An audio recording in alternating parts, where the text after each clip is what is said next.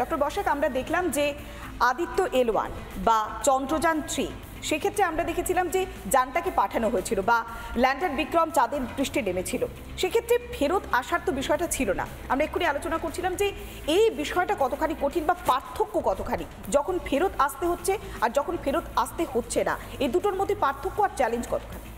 দেখুন, প্রথম কথা হচ্ছে যে দুটোতেই চ্যালেঞ্জ আছে।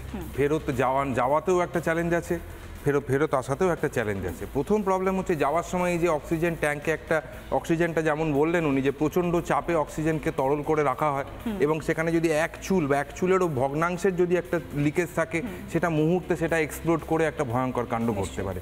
দ্বিতীয় হচ্ছে তখন সে ফিরে আসা তো অনেক দূরে, যদি যাওয়ার সময় সে এক্সপ্লোশনটা হয় তার জন্য এখন যেমন যদি দুদিন দেরি হয়, যেমন আমরা জানি চ্যালেঞ্জার ডিজাস্টার হয়েছিল, যেমন আমরা জানি যে আমাদের কল্পনা চাওলা মারা গেছিলেন 2003-এ, ভয়ঙ্কর ঘটনা, আমরা এখনো তাকে মিস করি।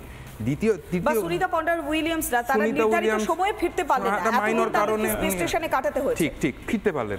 সুতরাং সেইটা একটা ঘটনা, কিন্তু এটা ফেরার ঘটনা।